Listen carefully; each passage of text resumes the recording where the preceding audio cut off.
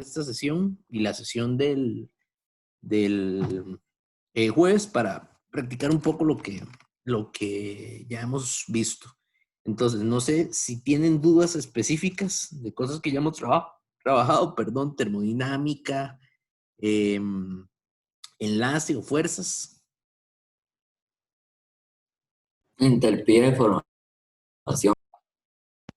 Entalpía de formación. Sí, lo mismo. Ok, no me traje el libro, voy a traer el libro y buscamos unos buenos ejercicios de entalpía de formación.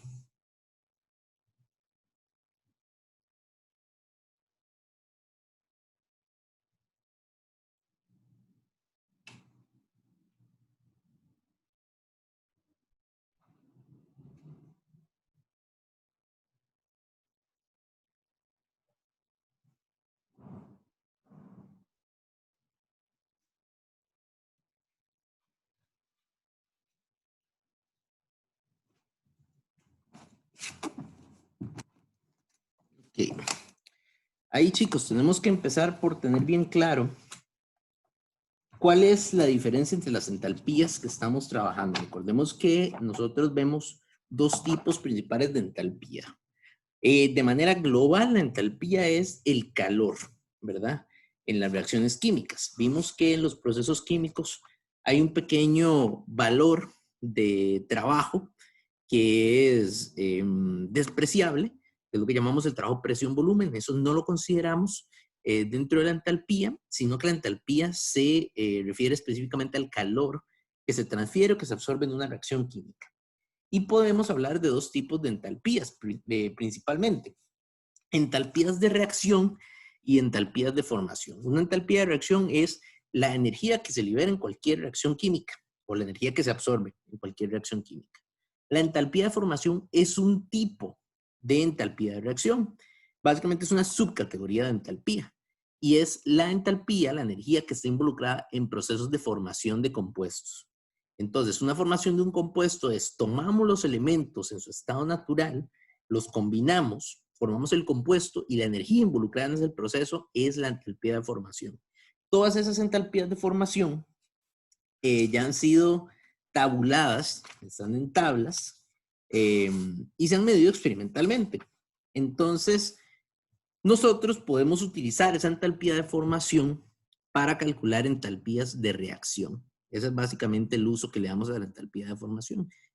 Y podemos hacerlo mediante dos métodos. Podemos usar el método directo, que es cuando tenemos las tablas de entalpía de formación y hacemos un cálculo a partir de los números, considerando que la entalpía es una función de estado. ¿Qué quiere decir esto? Que el estado de la entalpía o el cambio de la entalpía va a ser igual a el estado final menos el estado inicial, que en una reacción química sería productos menos reactivos. Ese es el método directo.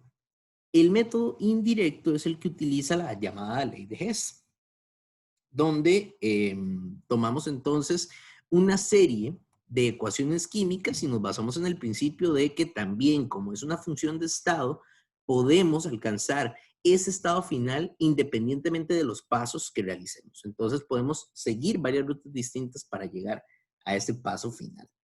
Vamos a trabajar con, primero en el método directo, o bueno, los que hicieron la consulta de las entalpías de formación. No sé si eran dudas de método directo o de ley de Hess. Creo que más método directo. Vamos Es a que trabajar creo que entonces. allá en el quiz. Ok. Sí, en el quiz venía una de método directo, ¿cierto? Profe, una pregunta. Sí. En cuanto al examen, ¿las entalpías de formación van a venir en la misma pregunta o van a venir en una tabla? ¿O cómo va a Bueno, ser en en este caso? este caso, como el examen es virtual, bueno, el detalle es que no todos tienen el libro ni las tablas, entonces generalmente los datos van a venir en el problema. Más o menos como vinieron en el examen, ¿verdad? Que ustedes les daban una tabla con Se nos valores, daban los que ocupamos. tenían que hacer el cálculo, ¿sí? Entonces todos los datos se los dan para que ustedes no tengan que depender de andar buscando las tablas. De Sí, momento, es que si uno busca en internet aparecen unos valores. Yo tengo la edición, la décima, aparecen otros diferentes a los de la presentación que usted puso. Entonces, entonces es más complicado porque si uno pone el de una tabla y se evalúa el de la presentación, entonces estaría malo, estaría diferente. Sí, exactamente. Entonces, para evitar ese tipo de problemas, trabajamos con las tablas que les dé el examen. Muchas gracias. Un momento, lo que vamos a hacer es...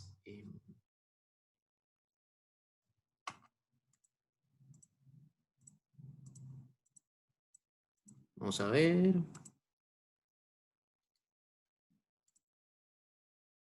Okay. Vamos a sacar algunos del Chang.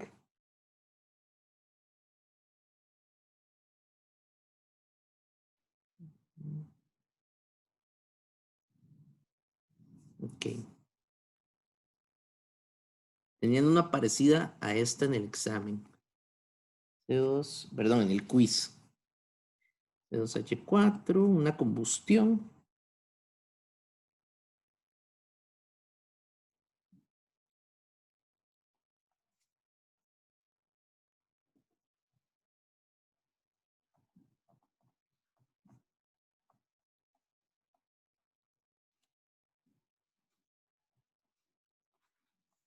Ok. Siempre partimos en este tipo de problemas de una reacción química y de las tablas. Esas son las dos cosas que ocupamos, la ecuación y las tablas. Eso sí, la ecuación química la necesitamos balanceada. Este proceso, así a simple vista, parece no estar balanceado. Entonces tenemos que balancear. Necesitaríamos un 2 por acá en los productos para balancear carbono. Tendremos que poner aquí un 2 también para balancear hidrógeno.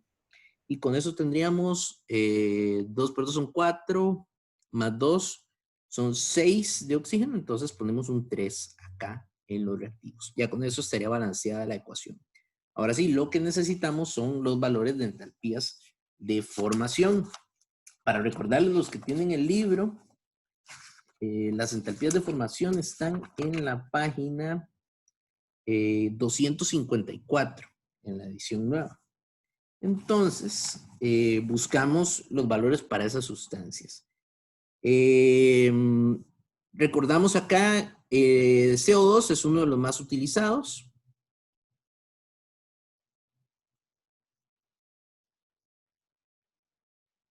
La formación estándar de CO2 según el cuadro es menos 393.5. Todo esto es en kilojulios mol.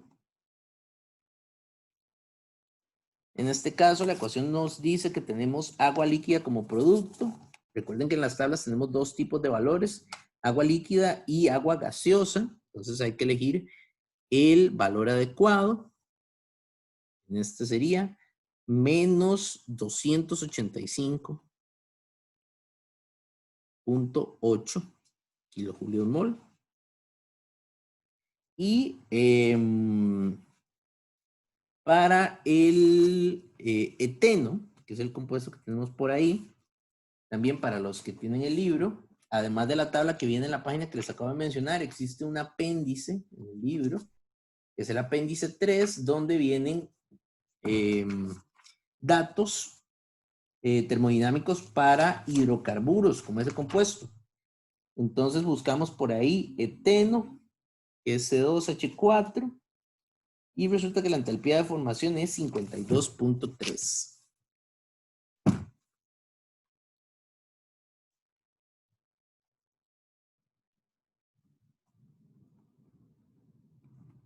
Ahora, nos queda por ahí el oxígeno, pero el oxígeno no lo vamos a encontrar en las tablas. ¿Por qué, chicos? Porque es 0. Porque es 0.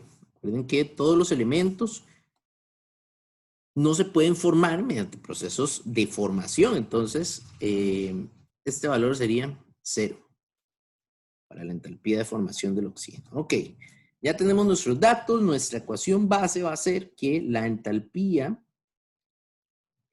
de la reacción va a ser igual a la sumatoria del cambio de entalpía de formación de los productos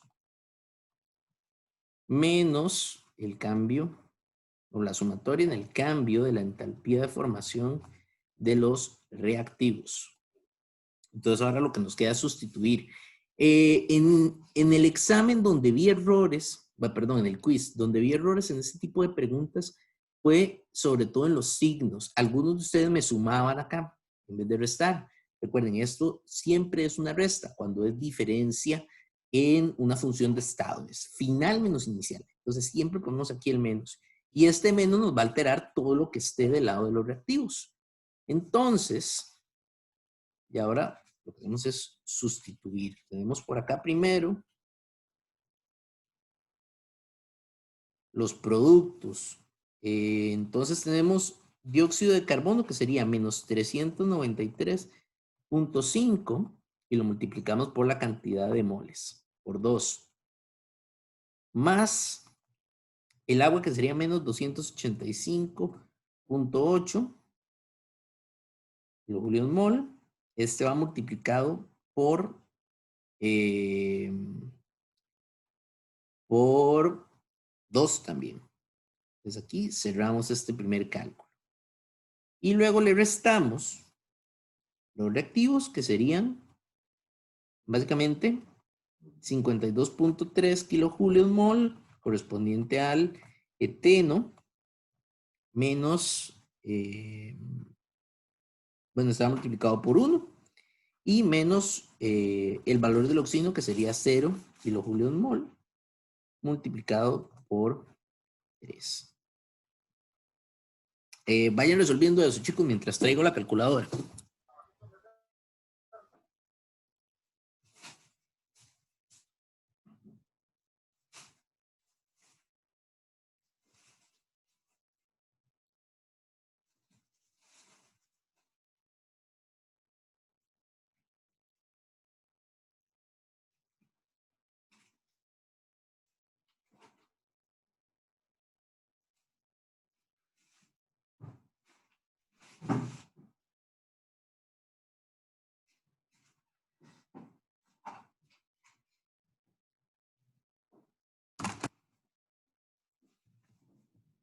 Okay.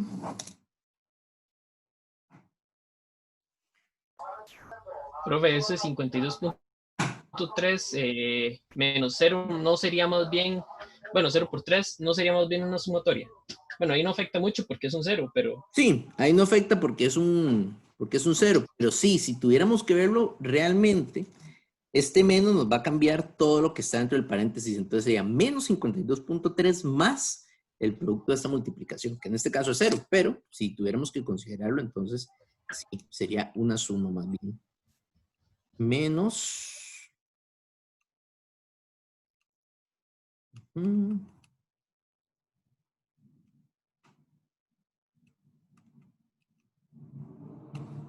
este valor me da menos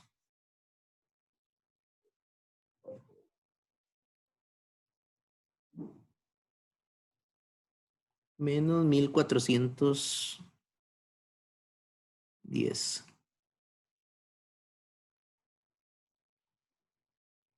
De hecho, si no me equivoco, esta era una de las que venía en el examen. Ahora que lo considero. Esta era una de las que venía en el quiz. Ok. ¿Dudas por ahí, chicos?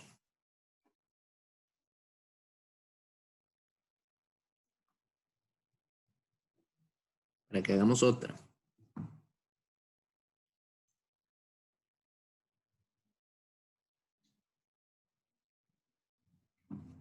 Todo en orden.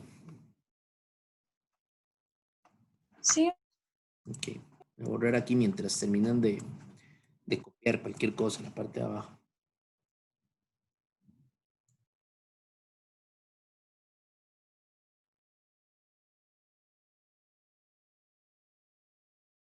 Ok, vamos a hacer esta, que es un proceso con sulfuro de hidrógeno.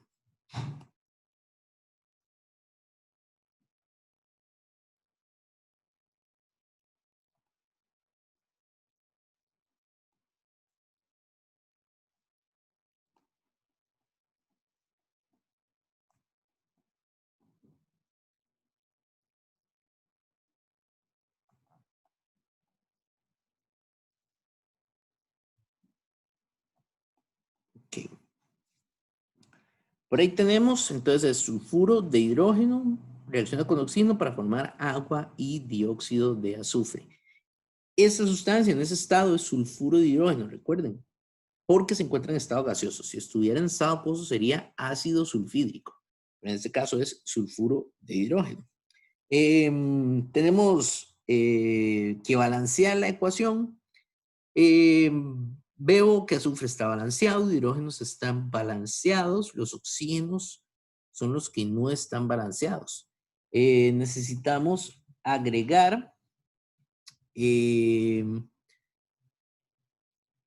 vamos a ver, vamos a agregar un 2 acá y un 2 acá para poder balancear esos oxígenos. Ahí tendríamos ya 4 oxígenos de cada lado.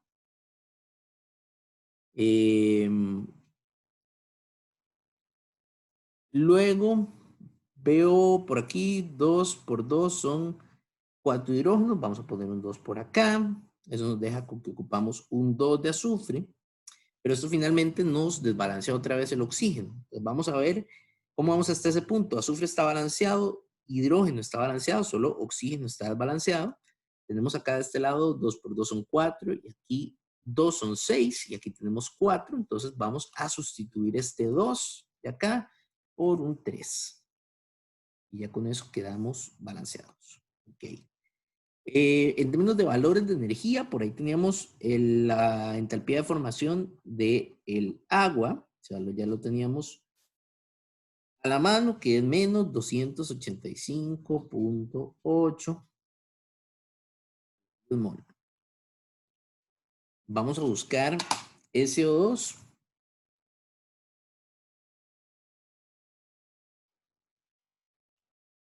Y H2S. En el caso del sulfuro de hidrógeno, tenemos que es menos 20.15. Sale de la tabla de la página 254.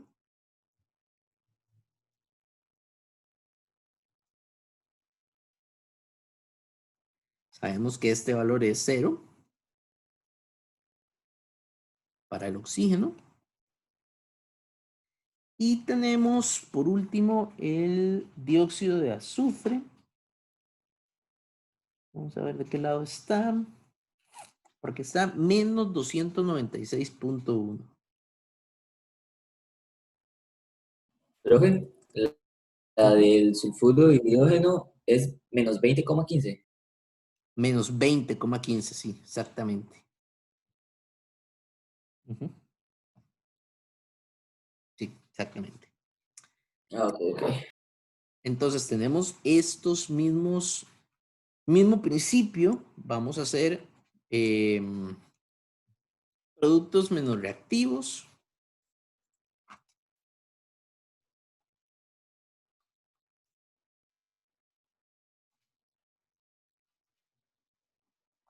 Y tendríamos, comenzamos aquí con el agua, menos 285.8 kilojulios mol por 2, en este caso, más menos 296.1 kilojulios mol por 2 también.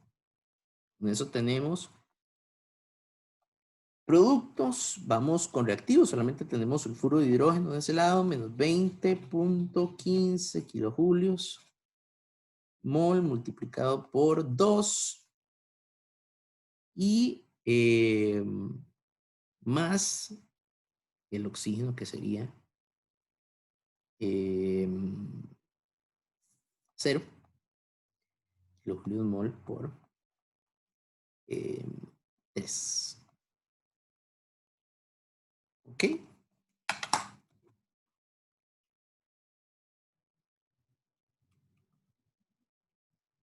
2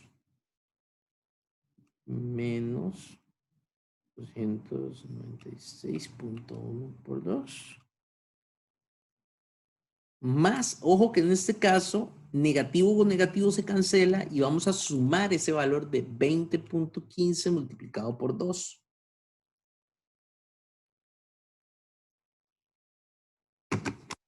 Valor final de menos 1123.5 kilojulios por mol. Eso es el cálculo con esas entalpías de formación. Si a nosotros nos dan la tabla, pues no es necesario que busquemos ecuaciones para hacer una ley de Hess, ¿verdad? Si nos dan la tabla, solamente trabajamos este método directo. Si nos dan ecuaciones, entonces trabajamos ley de Hess. También, para que sepan identificar los dos tipos de problemas. Sí, Shadis. Profe, la respuesta creo que fue solo en kilojulios, porque Ah, sí, tiene toda la razón. Solamente kilojulios. Ya los moles se cancelaron. Perfecto. Por ahí, André y Keylor, que fueron los que hicieron la consulta. Profe, Hola, eso. yo lo que tenía la duda era, pero la entalpía de enlace, más específicamente el punto 8 de la práctica, ¿no? La entalpía de enlace, el punto 8 de la práctica de... Ajá. Okay, voy a buscar la práctica. Y era de dónde salía el -4, digamos, por qué salía negativo ese -4. Ok, vamos a ver.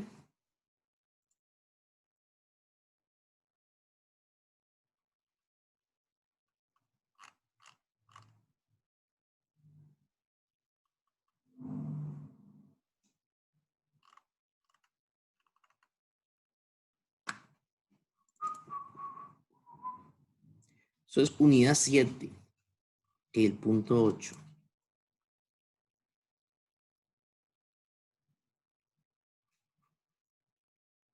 Digamos, de la práctica La pregunta 8 es una de ley de Hess. No, de la práctica del sábado, de la unidad 8 creo que era. Del libro. La que usted nos mandó por correo, profe. Sí, ese. Sí, la práctica que yo les mandé por correo, lo que tiene en la pregunta 8 de la unidad 7. O estamos hablando de la unidad 8, ¿no? No, de la unidad 8. Ah, ok. Ya me ubiqué. Vamos a ver.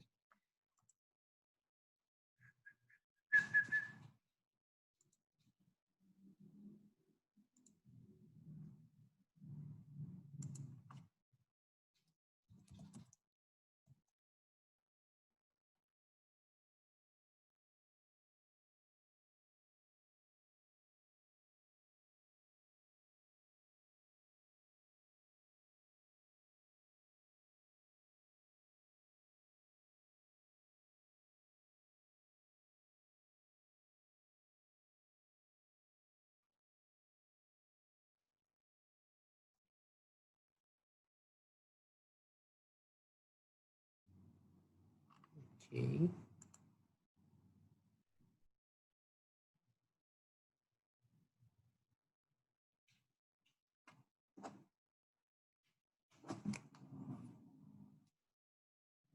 Vamos a ver si la saco de aquí.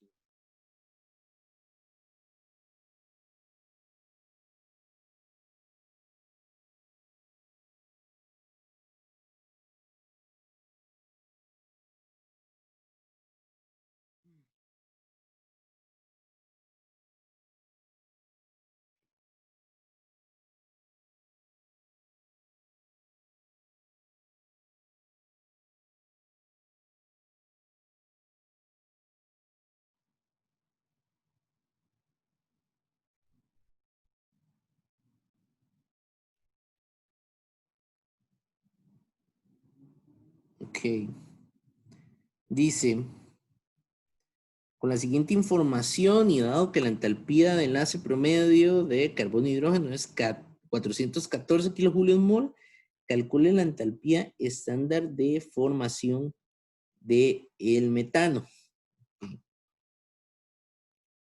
La ecuación de estándar de formación. Okay. Sí, básicamente eso es un problema de ley de Hess. Básicamente lo resolvemos con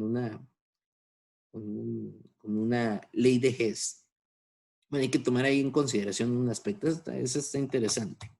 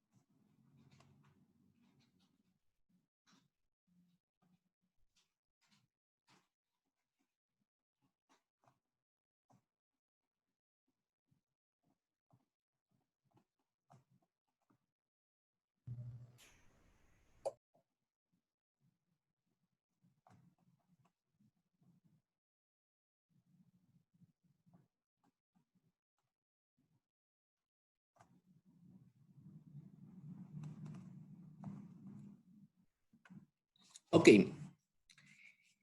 Este problema es un poquito distinto de lo que estábamos acostumbrados a trabajar en clase. Es uno de los problemas que combina energía con la parte de enlace. Entonces, observemos los datos que nos dan ese problema. Queremos averiguar este valor, la entalpía de formación de metano. Tenemos que la energía del enlace de metano es 414 kilojulios mol y tenemos la entalpía de dos reacciones, que son la reacción que involucra pasar de carbono sólido a carbono gaseoso y la reacción que involucra pasar de hidrógeno molecular a hidrógeno atómico. Entonces, tenemos que averiguar básicamente cuánta energía tenemos involucrado en este paso de carbono a hidrógeno gaseoso para formar metano.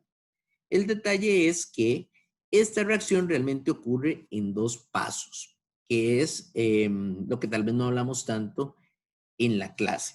Observen el detalle. Para formar ese compuesto metano, yo necesito que ocurran dos pasos. Primeramente, el carbono como sólido es muy difícil que reaccione directamente con el hidrógeno gaseoso. La manera en que ellos van a reaccionar de la manera más fácil es si ambos están en la misma fase. Entonces, necesitamos primeramente que haya un paso donde el carbono se encuentre en fase gaseosa. Para eso nos dan esta ecuación, la primera, que es el paso de carbono sólido a carbono gaseoso. Ya el carbono estando en estado gaseoso, es más fácil que reaccione con otra sustancia gaseosa. Entonces, por ahí resolvemos el problema con el carbono. ¿Qué pasa con el hidrógeno? En el caso del hidrógeno, para que el hidrógeno reaccione, nosotros tenemos primeramente que separar la molécula, igual que hicimos con el carbono. La idea es que queden como átomos. Entonces, este hidrógeno se va a separar de esta molécula y va a formar 4 átomos de hidrógeno. Entonces, nosotros podríamos escribir esa ecuación en un solo paso, que podríamos llamarlo paso 1 del proceso. Y en el paso 1 tenemos carbono sólido y tenemos 2 moles de hidrógeno gaseoso que pasan a formar, por un lado, carbono gaseoso y 4 átomos de hidrógeno gaseoso. ¿Cuál es la energía involucrada en ese proceso? Bueno, vean que estamos combinando estas dos reacciones. Entonces, la energía involucrada en este proceso sería la suma de las energías que involucran estas dos reacciones. Entonces, tenemos que aquí hay una primera entalpía de reacción estándar que sería 716 kilojulios mol más 872.8 kilojulios mol. Al sumar eso, tendríamos entonces 1589 kilojulios mol. Entonces ya tenemos la energía involucrada en ese primer paso. Nuevamente, la idea es que ese primer paso de formación de este compuesto se realiza para que la reacción se lleve a cabo en la misma fase, para que el hidrógeno y el carbono, que están en fases distintas, puedan poder reaccionar químicamente de una manera más sencilla. Entonces ahí tenemos ese paso 1. Luego, ahora sí, lo que nos queda es unir estos compuestos para formar enlaces carbono-hidrógeno. Entonces podemos hablar de un paso 2, donde tenemos carbono gaseoso, tenemos hidrógeno gaseoso, 4 átomos de hidrógeno gaseoso se combinan y forman el metano. Ahora, ¿cuál es la energía involucrada en ese proceso? Bueno, sería delta H para la reacción y, ojo, ahí está el detalle. Perdón, chicos. Ahí el detalle, bueno, ese, creo que ahí es el menos que pregunta Keylor, que por qué el menos en el... Sí, ese es mi... Tal vez es que este enunciado no es tan claro en ese sentido, de decirnos que como estamos formando 4 enlaces de hidrógeno con carbono, se va a formar un valor negativo. Ya les explico. Tenemos aquí, el 4 viene de que estamos formando 4 enlaces y cada enlace está relacionado con una energía de 414 kilojulios. Entonces, menos 4 por 414. Y sería ahí menos 1656 kilojulios mol. Ahora, ¿cómo sabemos que ese valor va negativo? ¿Cómo sabemos que eso es un proceso que libera energía? Recordemos que los procesos que son muy estables siempre liberan energía. Entonces, piensen en el carbono gaseoso como un átomo solo y piensen en el hidrógeno gaseoso como un átomo solo también. ¿Qué creen que es más estable? ¿El hidrógeno como átomo solo y el carbono como átomo solo o la molécula de metano? ¿Qué consideran ustedes que es más estable? Molécula de metano. La molécula de metano. Entonces, como estamos realizando un proceso favorable, recordemos que siempre los procesos favorables están relacionados con valores negativos de energía. Entonces, si bien es cierto, ahí lo que nos dicen es que la energía del enlace es 414, nosotros debemos considerar que a la hora de formar ese enlace, como es un proceso que es favorable, necesitamos trabajarlo como un valor exotérmico, con un valor negativo. Esa es una manera en que podemos verlo, ¿verdad? el proceso de formar la molécula de metano es favorable, entonces ese proceso debería liberar energía y por eso le ponemos el negativo. Ahora, la otra manera de verlo es si pensamos en la reacción química al revés. Recuerden que la energía de un enlace siempre es cuánta energía necesitamos para romper un enlace. Entonces, si el problema me está diciendo que la energía del enlace es 414, de manera indirecta lo que me está diciendo es que el proceso al que está asociado a ese 414 es tomar el metano y romper sus enlaces y obtener entonces carbono e hidrógeno. Ven, esta ecuación está relacionada con 414 kilojulios. Porque la energía del enlace siempre es cuánta energía necesitamos para romper el enlace. Ahora, ¿por qué es negativo en este caso? Bueno, porque en esta reacción química le estamos dando vuelta a la ecuación del enlace químico. Entonces, ¿cómo le damos vuelta? El valor de la entalpía tiene que tener un negativo por fuerza. Entonces, ahí hay dos maneras de explicar por qué es que ese valor tiene un signo negativo de un proceso exotérmico. ¿Queda claro, chicos? Sí. Ok. Sí, sí. Ok. ¿Qué más, chicos? ¿Más dudas?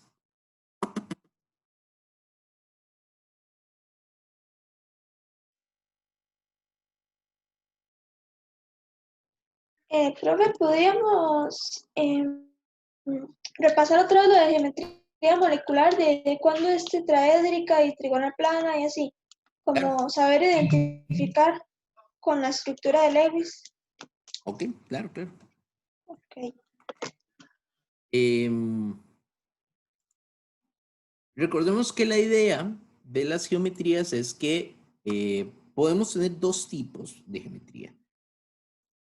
Una geometría que es la geometría general, que es la de dominio de grupos, y tenemos también una geometría que es la geometría molecular, que está relacionada con la cantidad de enlaces que está formando un átomo central. Entonces, podemos pensar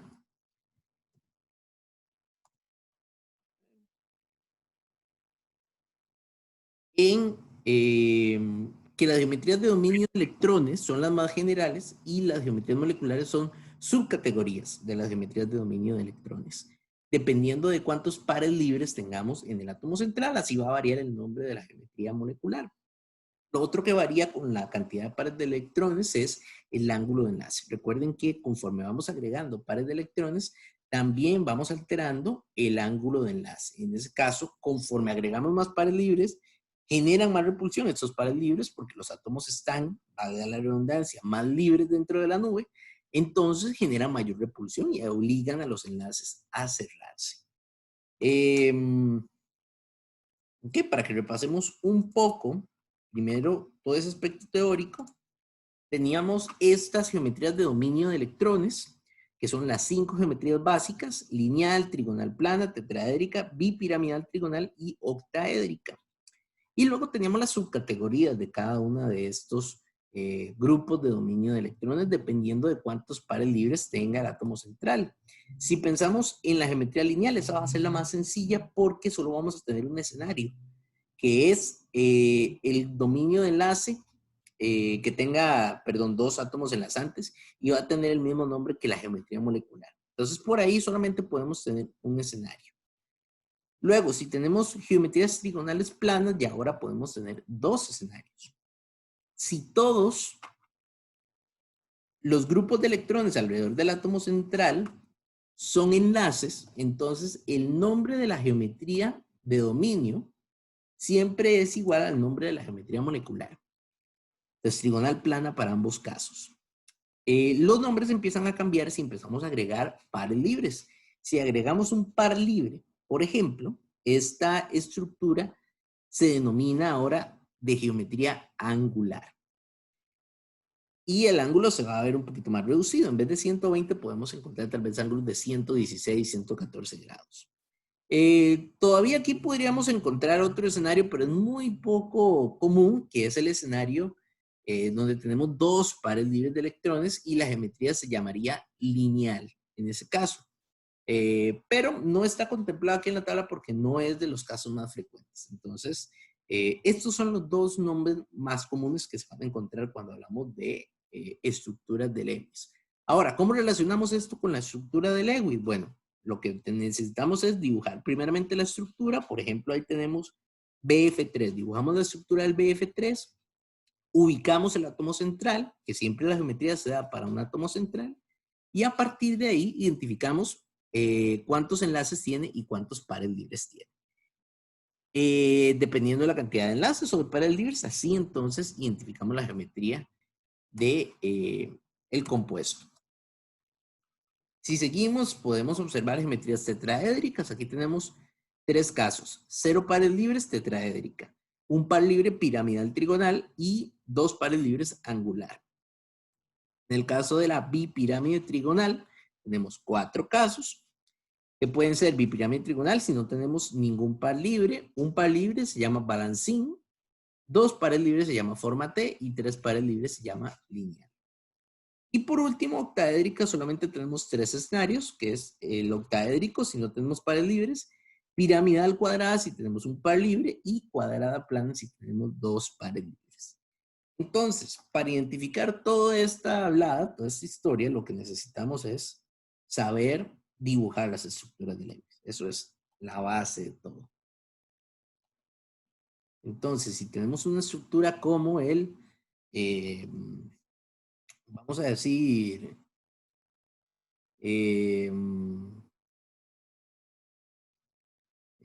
vamos a ver qué podemos tener, SO2Cl, por ejemplo. Vamos a ver.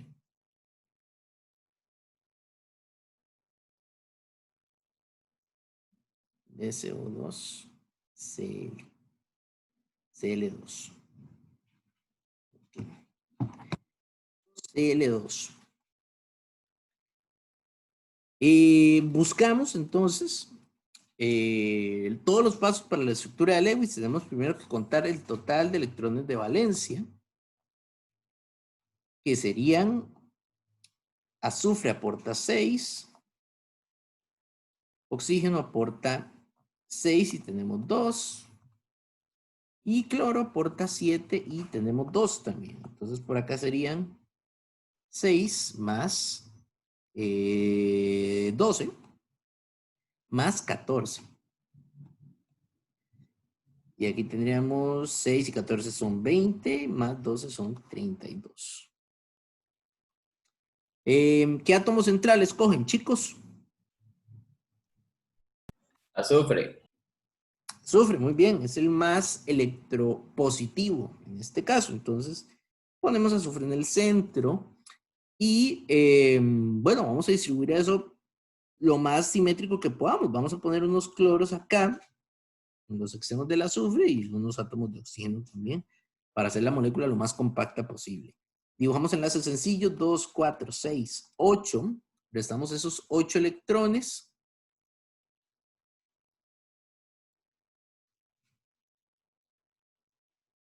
Y 32 menos 8 electrones serían 24.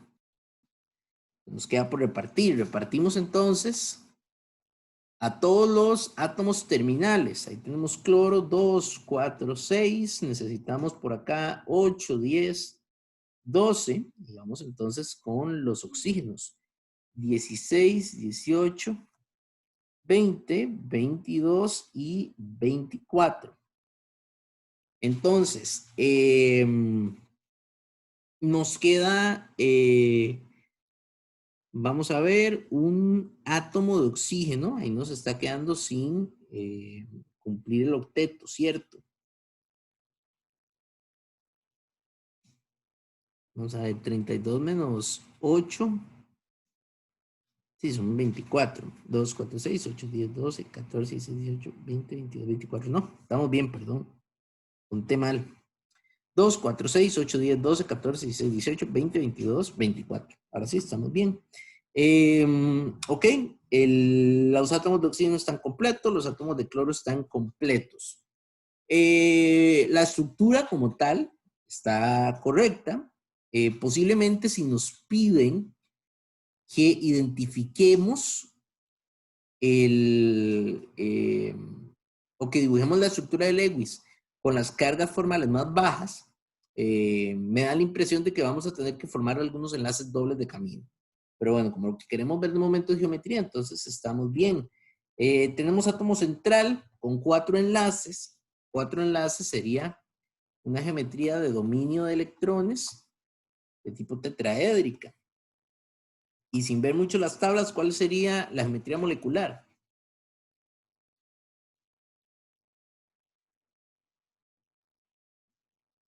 Recuerden, siempre que solamente tenemos enlaces alrededor del átomo central, los dos nombres son el mismo. Entonces, el nombre también sería aquí geometría molecular tetraédrica. Entonces, los dos nombres son idénticos en este caso.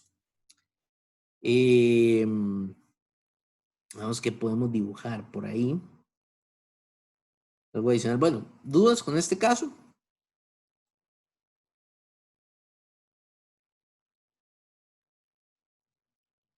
No, profe. Ah, bien. Ok.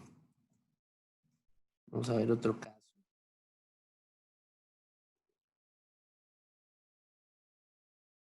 F2, difluoruro de xenón. Ahí para el difluoruro de xenón, el total de electrones y a xenón aporta 8. Recordemos que xenón es el único, casi prácticamente el único gas noble que vamos a encontrarlo formando compuestos, y a veces lo encontramos con compuestos halogenados. Y flúor aporta 7 electrones por 2, serían 14 electrones, más los 8 electrones del xenón, tendríamos entonces 22 electrones. Para la estructura, pues ahí no nos queda mucha duda de que el xenón definitivamente es el más electropositivo. Ponemos xenón y vamos a poner los átomos de flúor alrededor. Dibujamos enlaces sencillos, 2, 4, y repartimos lo demás, 6, 8, 10 por acá, 12, 14, 16 por acá, y los electrones que nos quedan solamente se los podemos poner al átomo central que no ha cumplido el octeto todavía y que además puede expandir el octeto. Entonces tenemos por acá 16, vamos a poner 18, 20, voy a poner 2 de este lado y 22 aquí abajo. Entonces, chicos, ¿a qué les suena esa forma? Primeramente, ¿qué geometría de dominio tendríamos?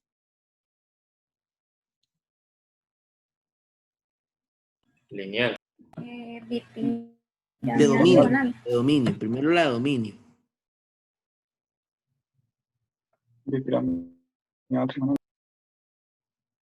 Ok, contamos cuántos grupos de electrones hay alrededor, serían 2 enlaces y 3 pares libres, son 5 en total.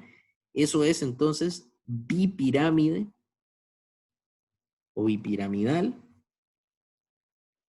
trigonal.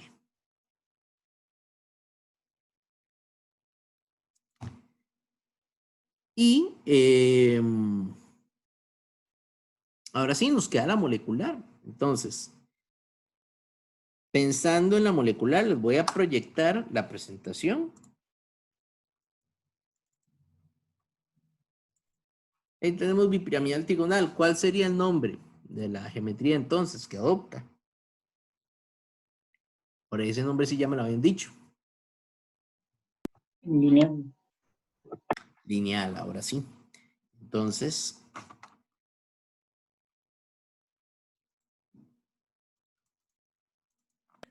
nombre de la Profe, el xenón se puede, ¿Perdón?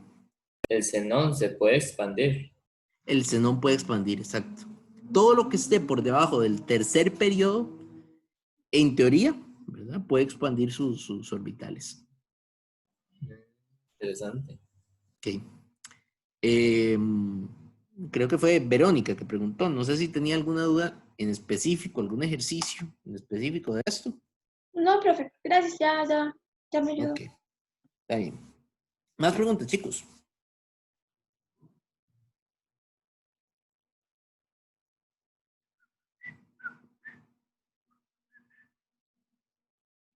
Profe, yo tengo una pregunta acerca de la hibridación. Es que, digamos, en el examen, bueno, eso en la clase casi no me quedó claro. Solo había una tabla como que estaba en una presentación que creo que era la que resumía las cosas, pero digamos, a nosotros nos pedirían hacerlo así como, eso se puede hacer como en desarrollo. Ese ejercicio como el que yo les desarrollé, no, realmente eso es teoría. Eso es la teoría que ustedes necesitan saber de por qué se da la hibridación y cómo se da la hibridación. Entonces, en términos de una pregunta de desarrollo, no les van a pedir que desarrollen toda la hibridación de una especie. Pero sí es importante que entiendan cuál es el principio, cuál es la idea del asunto. Entonces, no es para términos de una pregunta de desarrollo, pero se los voy a volver a explicar de manera rápida. Es importante que eso quede claro. Eh, es vital para cursos como orgánica y como inorgánica también. La idea es que nosotros partimos de la teoría del enlace de valencia, que la teoría del enlace de valencia nos dice que para que se forme un enlace de valencia necesitamos traslapar orbitales, pero esos orbitales necesitan cumplir, igual que siempre, con la ley de exclusión de Pauli, que dice que en un orbital solamente podemos tener 2 electrones y que tienen que tener spin contrario. Entonces, en la sana teoría, lo que se deberían traslapar entre especies deberían ser orbitales con electrones desapareados, para que entonces un electrón se topa con otro electrón y pueden llenar un orbital entre los dos. Esa es la teoría del enlace de valencia. Lo que implica la teoría del enlace de valencia es que entonces solamente las especies que tienen electrones desapareados deberían formar enlaces químicos, lo cual sabemos que no es cierto. Entonces, esto nos lleva a pensar que las especies químicas, específicamente los átomos centrales en los compuestos covalentes, tienen que atravesar algún tipo de proceso para poder cumplir con la ley o la teoría del enlace de valencia. Entonces, aquí es donde empezamos a pensar en ese concepto de hibridación. Usábamos el ejemplo de ese compuesto, el difluoruro de berilio, por ejemplo. Teníamos una estructura de Lewis con berilio en el centro, teníamos flúor a ambos lados del átomo central, pares libres para el flúor, y nuestro berilio queda siempre con una deficiencia de electrones, porque es una especie que generalmente tiene octetos incompletos. Entonces, esa sería nuestra estructura para difluoruro de berilio. Ahora, tenemos que ver cómo se comportan los orbitales de esas especies para ver si pueden cumplir con la ley de exclusión de Pauli y con lo que nos dice la teoría del enlace de valencia. Por un lado tenemos berilio, que berilio tiene una configuración electrónica que es, si no me equivoco, helio 2s2. Entonces tenemos ahí 2 electrones en el orbital 2s y en el caso del flúor, la configuración es helio igual, pero ahora tenemos 2s y tenemos 2p con 5. 1, 2, 3, 4 y 5. Entonces, según esta teoría, el flúor tiene capacidad para formar enlaces porque tiene un electrón desapareado. Pero el berilio es una especie que, en teoría, según esta teoría, no debería formar ningún tipo de enlace, pero sabemos que eso no es cierto. Entonces, ¿qué es lo que ocurre en ese átomo de berilio para que él sea capaz de formar enlaces? Bueno, lo que tiene que pasar es que él tiene que buscar cómo desaparear esos electrones que tiene apareados. Entonces, el berilio, que está feliz siendo un átomo, pero a él le gusta la compañía, él es más estable como un compuesto. Entonces, berilio decide que él quiere formar enlaces, entonces tiene que buscar la manera de habilitarse a sí mismo para formar enlaces. Entonces decide atravesar un proceso donde él va a tomar su orbital 2s con 2 electrones y él se acuerda que por ahí a la par tiene un orbital 2p y ese orbital 2p está vacío. Entonces, él puede hacer un proceso donde separa estos 2 electrones al pasar uno de los electrones en el orbital 2s al orbital 2p. Entonces, de aquí vamos a pasar un electrón para este lado, que sería este electrón en específico. Vamos a poner eso en otro color para que no se enrede. Entonces, este electrón lo vamos a pasar para acá.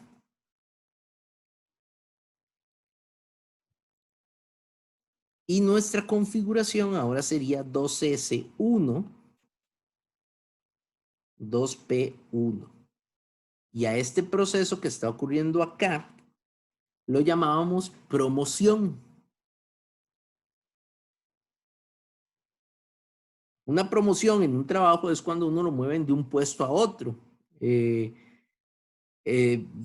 Preferiblemente que lo muevan a un puesto más alto, ¿verdad? Pero bueno, ya esas son otras condiciones. Pero en este caso una promoción es eso, mover un electrón de una posición a otra.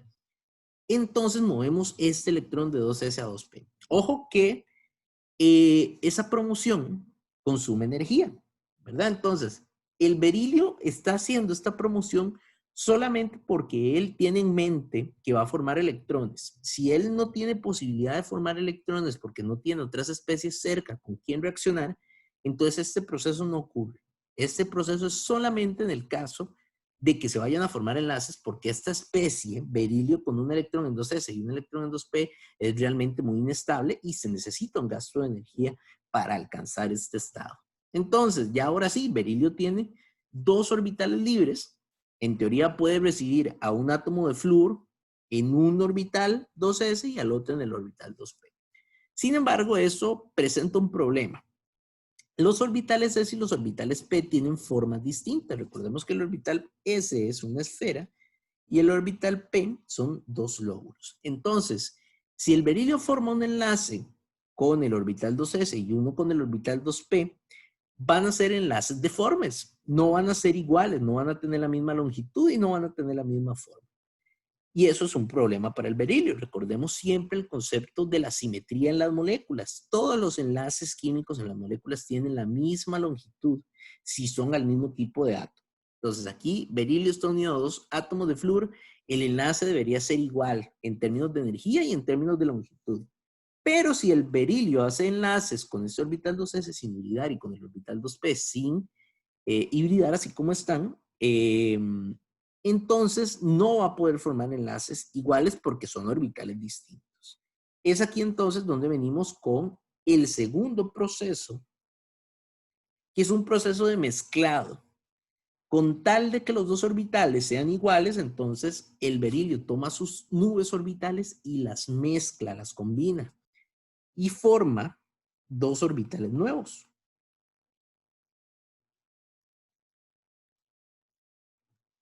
Ahora, él solo toma 2 orbitales porque solamente necesita formar 2 enlaces. Entonces, estos 2 orbitales se van a separar de los orbitales P que quedan. Aquí van a quedar 2 orbitales P que no tocamos. Y aquí se van a formar 2 orbitales que vamos a llamar orbitales SP. ¿Por qué SP? Porque estamos combinando un orbital S con un orbital P. Y ahora sí, este orbital SP, los 2 orbitales SP, son idénticos entre sí. Entonces, al ser idénticos, ya pueden recibir sin problema átomos de flúor formando enlaces. Entonces, uno de ellos recibe un átomo de flúor, el otro recibe el otro átomo de flúor y ahora sí pueden formar enlaces que son idénticos. Y esta parte de acá, el mezclado, es lo que llamamos una hibridación. Recordemos que un híbrido es una combinación de 2 cosas. Entonces, hibridación es una mezcla de orbitales. Y podríamos tener diferentes tipos de hibridación dependiendo de cuántos orbitales hibridemos. Podemos tener este SP, podemos tener SP2, SP3, SP3D, que son los más comunes, y SP3D2. Esos son los más comunes, los 5 más comunes. Por ahí hay algunas otras combinaciones, pero son menos frecuentes. Y el detalle es que cada una de estas geometrías está asociado a un tipo, perdón, cada una de estas hibridaciones está asociada a un tipo de geometría. Entonces, SP, por ejemplo, es la hibridación de los átomos centrales que tienen geometría lineal, SP2 de los trigonal plano, SP3 de los tetraédricos, SP3D de los bipiramidal trigonal y SP3D de los octaédricos. Entonces, dependiendo de cuál es la forma que necesita adoptar el átomo central para acomodar a las demás especies a su alrededor, así va a ser la hibridación que van a adoptar sus orbitales. Pero la hibridación siempre es necesaria para el átomo central. El átomo central en una especie siempre tiene que hibridar sus orbitales, porque si no los hibrida, no hay forma de que todos los orbitales tengan la misma forma. Ese es el detalle importante que recordar ahí. Y esa es la base. No sé si queda un poquito más claro. Entonces, profe, el átomo central es el que se hibrida. Exacto, solamente el átomo central hibrida. Vea que los átomos de flúor no necesitan hacer hibridación porque ellos solamente ocupan formar un enlace y perfectamente lo pueden formar con este electrón desapareado que tienen por ahí de camino. Entonces, los átomos terminales, por lo general, no se hibridan. Hay algunos casos en los que sí tienen que hibridarse, pero son los menos. Generalmente, átomos terminales no requieren hibridación. Sobre todo si son hidrógenos o halógenos. Eso es casi que nunca tienen que hibridarse si son átomos terminales. Todo lo demás que sea un átomo central va a tener que hibridarse por fuerza porque necesita acomodar los demás átomos y también sus nubes de electrones alrededor. Entonces necesita que todos sus enlaces tengan la misma longitud y la misma dirección para que pueda ser una molécula lo más geométrica y por lo tanto lo más estable posible. Ok, listo. Gracias, profe. Ok. ¿Alguna otra pregunta, chicos, con esta parte de hibridación? Esto es muy importante para química orgánica. En química orgánica ustedes van a hablar mucho de la hibridación del átomo de carbono. Ya que esa hibridación que tiene el átomo de carbono le permite, no solamente explica la interacción del enlace covalente que tiene normalmente el átomo de carbono, sino que también permite explicar cómo se forman los enlaces dobles, los enlaces triples, que eso también lo conversamos en la clase. Permite explicar también fenómenos como la deslocalización de electrones, como la resonancia entre átomos de carbono o en diferentes estructuras. Y también, bueno, ya más adelante van a empezar un poco por ese lado, pero explica las maneras en que reaccionan también los átomos de carbono. Porque estos orbitales que a veces quedan vacíos sin hibridar, son rutas que se pueden utilizar para reacciones químicas. Entonces todo eso lo van a trabajar un poco más en orgánica. Y en inorgánica también vamos a discutir varias cosas de esto. Ok, ¿más preguntas, chicos?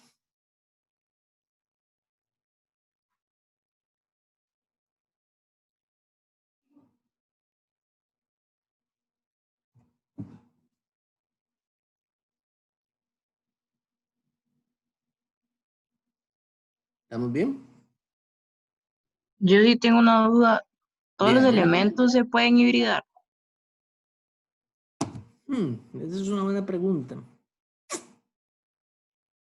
Todos los elementos tienen la capacidad de hibridarse. Podemos decirlo así, todos los elementos tienen esa capacidad, pero no todos tienen la necesidad.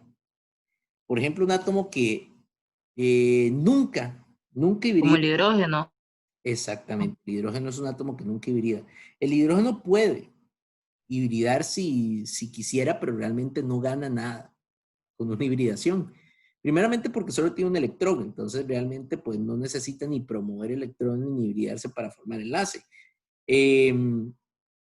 Pero tiene la capacidad. Si fuera necesario en alguna circunstancia que desconocemos de momento en química, el hidrógeno podría formar una hibridación, pero realmente no es necesario. Entonces, todos los átomos tienen la capacidad, pero no todos tienen la necesidad de formar esa hibridación.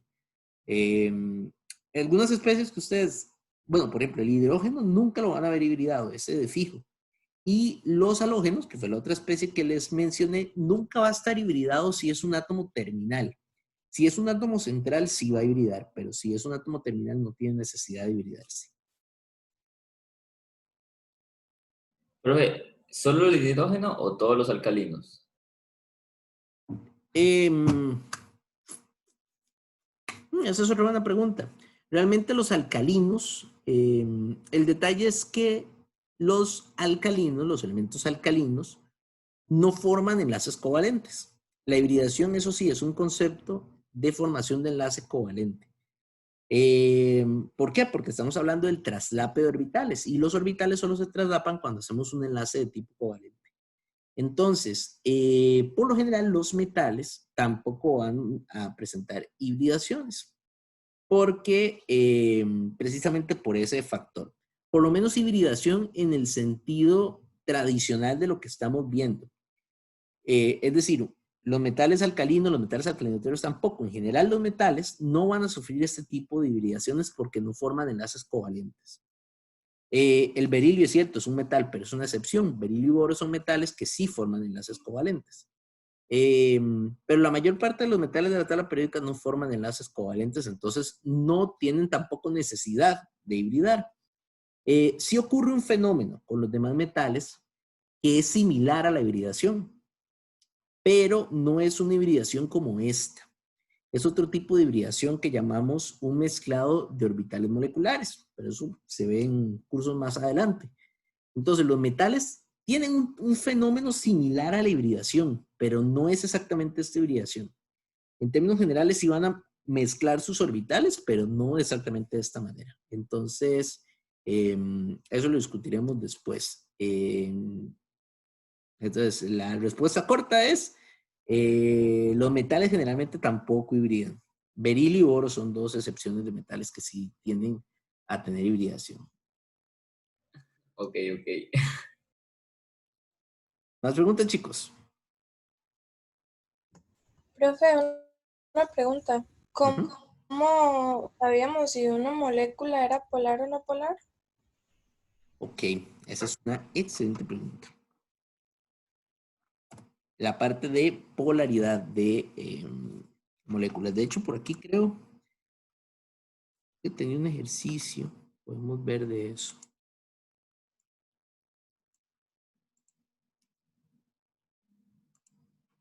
Profe, para eso no tiene que ser la estructura del Lewis, ¿verdad? Y ver qué tan divididas están las cargas o no. Exactamente, Ok. eso es lo que tenemos que hacer.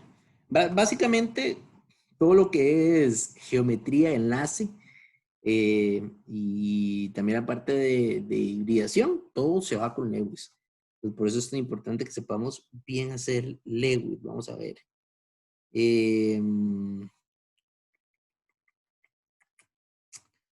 sí, aquí tenemos varios posibles. Ok.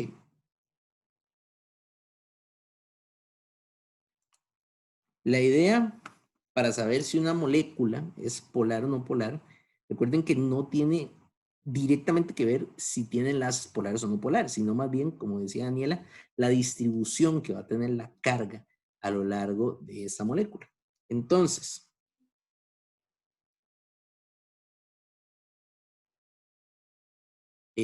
pensemos en un compuesto que ya hemos dibujado, que es el PCl3, por ejemplo. PCl3, yo voy a dibujar directamente la estructura de Lewis. Posiblemente ustedes también ya se dan una idea simplemente con ver la estructura, de cómo va más o menos la estructura de Lewis. Ya la hemos dibujado en el curso, entonces vamos a usarla nada más de forma representativa. Aquí tenemos esa molécula. Entonces, pensemos primeramente en la geometría para darnos una idea de si eso es polar o no polar. Entonces, ¿qué geometría de dominio de electrones ven ustedes para ese compuesto? Tetraédrica. Tetraédrica, muy bien. Entonces tenemos Entonces tenemos ahí las cuatro esquinas, ¿verdad? Básicamente tenemos cloro, cloro, cloro y fósforo. Entonces, ¿qué es lo que vamos a ver en una molécula como esa? Recordemos que la densidad de los electrones, la distribución, siempre va hacia los átomos más electronegativos. En este caso, el átomo más electronegativo es el cloro. Entonces, todos los electrones que tiene el fósforo se van a distribuir hacia los átomos de cloro. Y si ustedes piensan en una estructura tridimensional, aquí lo podemos ver todavía y lo podríamos deducir, pero en una estructura tridimensional todavía se ve más claro. Si nosotros tenemos el fósforo en el centro y tenemos la pirámide, que es el tetraedro, tenemos un grupo hacia arriba que podría ser el par libre, y tenemos cloro y cloro y cloro hacia abajo. Es decir, esos tres átomos de cloro van hacia la base de la pirámide del tetraedro. Entonces, básicamente, toda la densidad electrónica se está separando hacia la base. Entonces, podríamos decir que esto es una molécula que va a ser polar.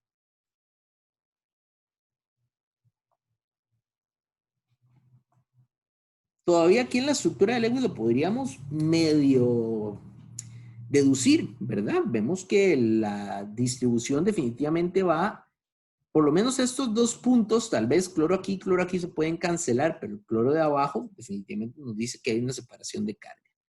Entonces decimos que esto es una molécula polar. Lo otro que podemos decir es que el momento dipolar, que se representa con la letra mu, es diferente de cero. Si un momento dipolar es cero es porque todos los momentos dipolares, todos los jalonazos que está sintiendo el átomo central son equitativos. Entonces, todo el momento dipolar va a ser igual a cero. Pero en una molécula que es polar, el momento dipolar siempre es diferente de cero.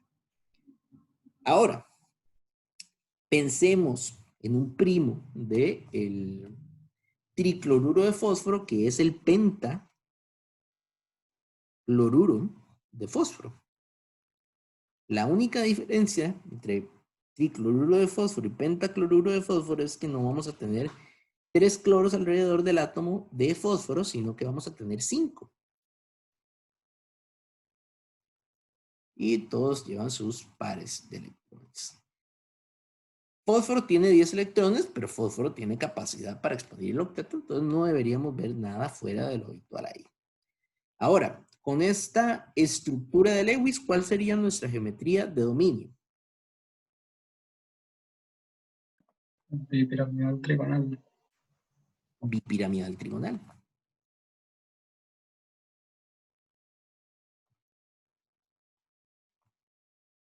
Ahora, ¿qué me dicen de la polaridad? ¿Creen que eso va a ser polar o no polar? No, Y por ahí dicen no polar. ¿Todos de acuerdo? Polar. Y por ahí dicen polar. Entonces, el que dijo no polar, ¿por qué no polar? olvídelo. Me equivoqué. Se echó para atrás el no polar. No, es que analizándolo bien, ¿no? Porque igual forma está la carga. O sea, siempre va a haber ¿cómo le puedo decir? Toda la parte negativa sale en una sola parte de la molécula que es alrededor y todo positivo en el centro, lo podría tomar así. Entonces es una polar. Ok. Entonces, creo que fue Daniela que dijo que era polar. Entonces, usted dice que es polar por ese mismo motivo. Sí, porque digamos, está la que está positiva en el puro centro, entonces le comparte como mantiene unidas a todas las demás negativas que están alrededor. O sea, siento que es como eh, geométrico, no simétrico, se dice. Eso sí. Ok. Creo que creo que Andrei era la otra persona que estaba. Sí. Sí. Ok. El detalle es este, chicos, está bien lo que ustedes están indicando. Como ustedes dicen, el cloro va a jalar los electrones, ¿verdad? Y va a jalar los electrones hacia los extremos de la molécula. Este es el detalle. Piensen en la estructura de la pirámide trigonal. Les voy a proyectar. Más ahí la tenemos. Vean esa pirámide trigonal. Entonces ahora imagínense que ustedes tienen ese átomo de fósforo ahí en el centro. Imagínense que ustedes tienen a 5 personas que están jalando con la misma fuerza en todas esas posiciones. Entonces, ¿hacia dónde se van a ir los electrones? Imagínense que eso es un pedazo de salchichón ahí bien sabroso y que hay unos perros que se quieren comer ese pedazo de salchichón y todos los perros están jalando hacia su propia dirección. Entonces, Va a estar ahí, ¿hacia sentado dónde se van los electrones? va a estar en la parte, ¿cómo lo puedo decir? En la parte diagonal. Ah, entonces por eso no va a haber como distinción bien de cargas. Exacto. Ok, entonces es no polar. Es no polar. Realmente no vamos a ver una distinción de cargas. ¿Cuál es la diferencia con esta especie, que era la geometría anterior, el PCl3? Que los 3 átomos de cloro estaban aquí abajo y todos jalaban hacia abajo. No había nada, no había ninguna fuerza que jalara hacia arriba. Entonces, ahí sí definitivamente todos los electrones iban hacia abajo. O bueno, si lo queremos ver de otra manera, si el cloro está aquí, cloro está aquí, cloro está aquí, todo se iba para la derecha. No había nada que jalara desde la izquierda. Entonces, aquí sí se separan las cargas. Pero en esta especie, sí tenemos especies que están jalando hacia todas las direcciones y están jalando con la misma fuerza, no se puede separar la carga. Entonces, aquí en una especie como el PCl5, no vamos a ver separación de cargas. Va a ser una especie no polar. O sea, lo que se tiene que formar es como una batería, por decirlo así, como un polo negativo y el otro Exactamente. Tiene que positivo. haber un sector de la molécula bien señalado como negativo y otro bien señalado como positivo. Básicamente, si tenemos todo el borde negativo, no nos sirve de nada, porque no hay un polo, realmente.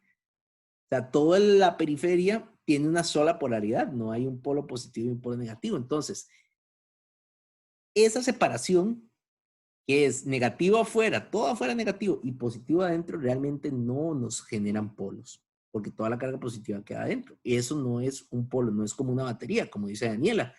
Entonces, necesitamos un caso donde la separación de carga sea asimétrica. El hecho de que esta molécula sea tan simétrica también nos pudo haber dado una pista de que esta especie no iba a presentar polaridad, porque las especies que son muy simétricas generalmente no son polares. Y aquí el momento dipolar es igual a 0. Entonces, los perros se pelearon el salchichón y ninguno se lo pudo llevar porque todos estaban jalando por su lado. Entonces, eso es lo que pasa con este tipo de especies. Entonces, podríamos decir que dependiendo de la simetría de la estructura de la geometría molecular, se podría determinar si es... Sí, exactamente, exactamente.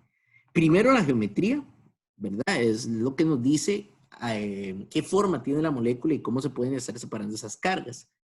Luego, lo otro que les he mencionado en clases anteriores es, primeramente, identificar dónde están los átomos electronegativos. Si los átomos electronegativos están en los extremos, generalmente, es más posible que no haya polaridad, porque los átomos electronegativos por lo general se van a ubicar de manera simétrica, como en el caso del PCl5, entonces van a jalar todos hacia el mismo lugar y no va a haber separación de cargas. Si el átomo electronegativo más bien es el que está en el centro, entonces ahí sí hay mucha probabilidad de que haya polaridad. Entonces, geometría primero, luego ubicación de los átomos electronegativos, en segundo lugar. Y en tercer lugar podríamos pensar en la simetría que va a tener la molécula. Moléculas muy simétricas posiblemente van a ser no polares, como en el caso del PCl5, que es más simétrico que el PCl3. En este caso, esa asimetría que tiene el PCl3 es lo que permite que haya una buena separación de cargas en esa especie, mientras que en el PCl5 no vemos separación de cargas. Shadis, vi que levantó la mano. Profe, es que hay algo que aquí no me está quedando claro. Entonces, Sí. digamos, en lo primero que uno, no se, que uno debe fijarse no es dónde están los electronegativos y los electropositivos, porque digamos, así lo hacía yo, y digamos, el P-cloro 3 para mí, según eso, sería no polar, pero entonces primero hay que fijarse en, ¿qué es? En lo de la geometría. Ok, lo primero que usted necesita es la geometría. La geometría no me dice si es polar o no polar, pero es necesario saber cuál es la geometría para tener la imagen de cómo están distribuidos esos átomos en el espacio. Entonces, la geometría como tal no me dice si es polar o no polar. Es nada más para que nos demos una idea. Es como el previo, ¿verdad? Lo que tenemos que tener claro. Ahora sí, los factores que definen la polaridad de una molécula son la ubicación de los átomos electronegativos y la simetría que tenga la molécula. Pero no es que uno tenga prioridad antes que el otro, sino que hay que considerar las dos a la vez, porque puede que una cancele a la otra. Entonces, por ejemplo, aquí teníamos una molécula que tiene, en el primer caso, en el PCl3, tenemos átomos electronegativos en los extremos. Vimos que eso generalmente es para moléculas no polares, ¿verdad? Pero es asimétrica. Entonces, como es asimétrica, aquí sí tenemos polaridad. ¿Ves? Tenemos que analizar los dos conceptos a la vez porque se complementan. Luego, en el otro caso, ahí sí tenemos átomos electronegativos en los extremos. Eso generalmente no me genera polaridad. Y en este caso, como es simétrico, confirmamos que definitivamente esa molécula no va a tener polaridad. Pero tenemos que analizar los dos casos a la vez. No es que uno tenga prioridad antes que el otro, sino que tienen que analizarse en complemento para poder entonces llegar a una respuesta concreta. Ok, y podríamos hacer el del cloruro de hidrógeno, que en la clase lo vimos, pero esa fue la única que no me quedó claro. Cloruro de hidrógeno. ¿Qué? Cloruro de hidrógeno sería HCl. ¿Ese, Shadis? Sí, Entonces, cloruro de hidrógeno, teníamos átomo de cloro unido a un átomo de hidrógeno. Este es lo que llamo el clásico matrimonio disfuncional. Ahí tenemos una especie que es el hidrógeno, que es muy electropositiva, no da pleito por los electrones, no le gusta pelear por los electrones, más bien cede ante todo lo que le pide el cloro. Entonces el cloro, que es muy egoísta, aprovecha eso y se trae a todos los electrones de su lado. La electronegatividad del cloro es más alta que la electronegatividad del hidrógeno. Entonces los electrones del enlace se mueven hacia el átomo más electronegativo. Entonces, definitivamente aquí vamos a tener un polo. Este sector va a ser rico en electrones, entonces va a tener el extremo negativo. Y aquí vamos a tener el extremo positivo de la molécula. El extremo positivo siempre es donde no quedan electrones. Entonces, hay una separación clara, lado negativo, lado positivo. Entonces, es una molécula polar. Y el momento dipolar es distinto de cero. Si pensamos en los criterios que estábamos analizando ahora, aquí realmente pues no tenemos extremos porque los dos átomos están en los extremos. Entonces realmente pues ahí el criterio de extremo y extremo pues no nos ayuda mucho.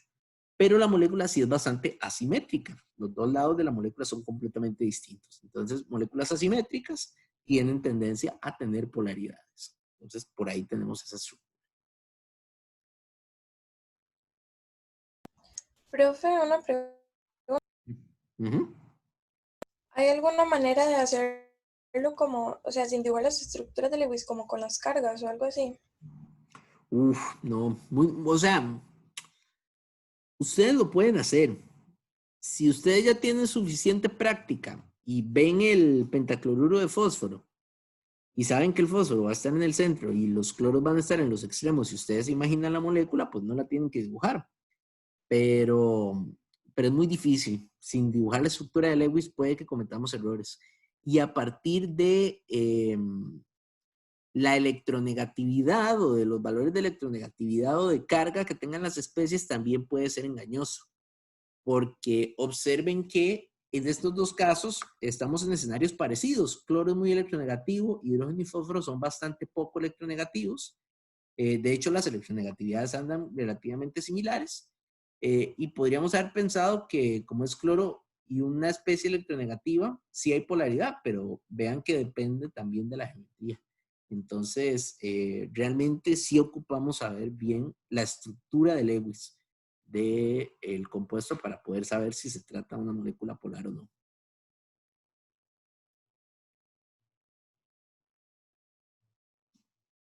¿Más preguntas, chicos?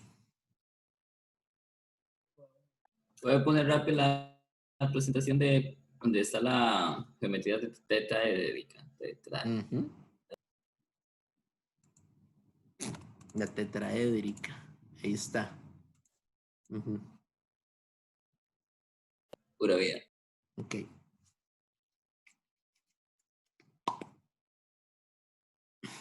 Profe, una pregunta. Usted me ha dicho que podía haber ¿cómo se dice? Un elemento que sea más electronegativo en el centro. Uh-huh. Puede ocurrir el caso. Pero no es que siempre el que está en el centro es el más electropositivo. O sea, puede ser cuando está el carbono. En la mayor parte de los casos, siempre los electropositivos van en el centro. Los únicos casos donde los electronegativos van en el centro es si tenemos especies como el hidrógeno, que el hidrógeno siempre va a ser terminal. Entonces, si el hidrógeno está unido a cualquier otra cosa, la otra cosa va a tener que ser el átomo central, porque el hidrógeno nunca va a ser el átomo central. ¿Puedo pasarlo ya, Andrei? Sí, sí. Y los otros serían los halógenos. Por los Otros serían los halógenos. Exacto. Entonces, por ejemplo,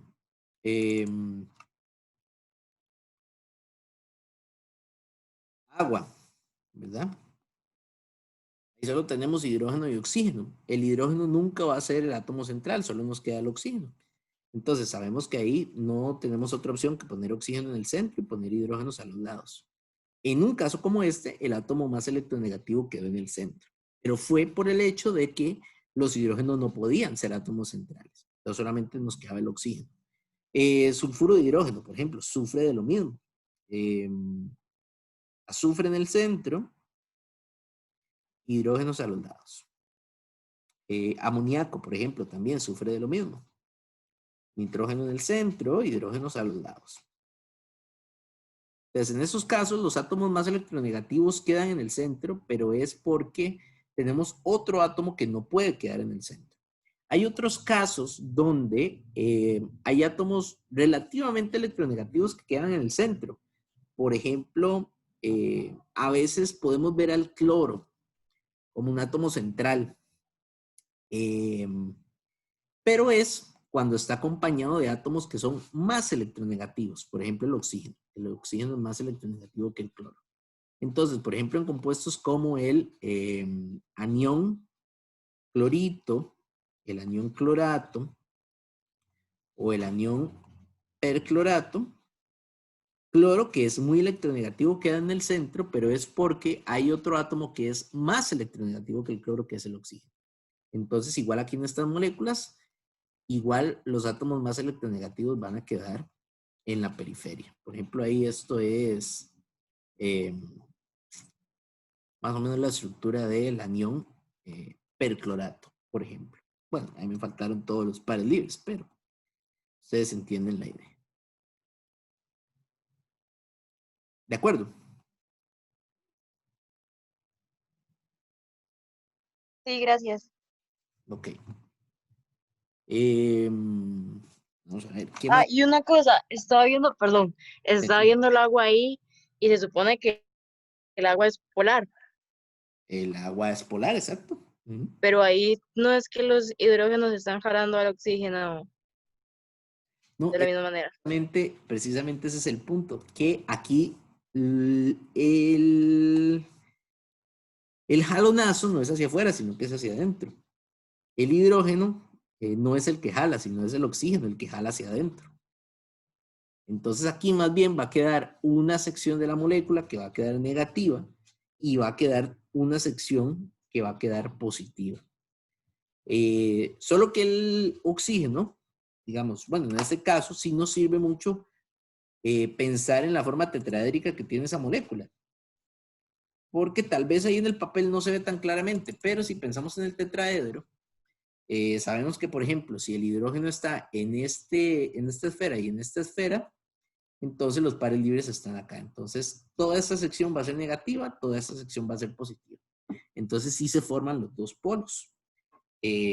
Igual pasa para el caso, en este escenario, pasa igual para el sulfuro de hidrógeno, para el ácido sulfídrico.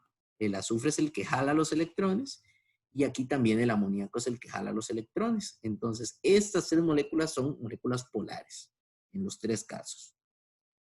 Y en estas moléculas, en las de cloro, aquí sí tenemos un escenario interesante porque estas son no polares. Vean que vamos hacia la periferia, los electrones. Y jalan igual en todas las direcciones. Entonces, es un anión que no tiene polaridad. En total tiene una carga negativa, eso sí, pero como molécula no tiene polaridad.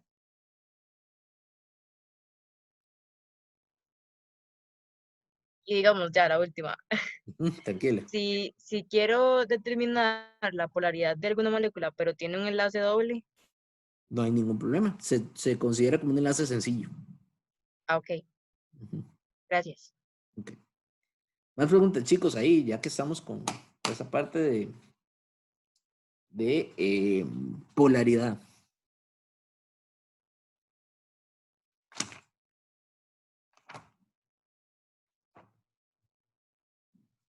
Todo bien. ¿Todo bien? Ok, yo les voy a mandar ahorita, justo terminando la clase, les envío una práctica de fuerzas intermoleculares. Recuerden que en esta parte de fuerzas intermoleculares, para saber qué tan fuertes son las interacciones, es necesario identificar si las moléculas son polares o no. Entonces esto lo van a tener que practicar bastante. Vienen varias preguntas de determinar cuáles moléculas son más polares que otras. Entonces practiquen bastante esta parte y cualquier cosa el jueves resolvemos dudas de esa práctica. La práctica está cortita porque el tema 7 es bastante pequeño, pero sí está muy relacionado con toda esta parte de polaridad de moléculas. Entonces, ahí lo practicamos y el jueves podemos venir y resolver dudas. De momento, chicos, ¿alguna otra cosa?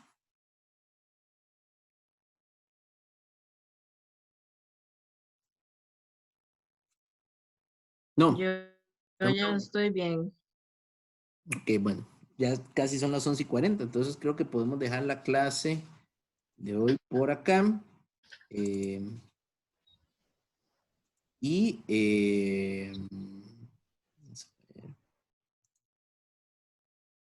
Vamos a dejar la clase por acá y les mando la práctica. Ustedes la trabajan y el jueves cualquier cosa podemos hacer la resolución final ya para que queden preparados para el examen. Profe, ya hoy son las votaciones, ¿verdad? Del proyector. Hoy son. Bueno. Vamos a ver qué.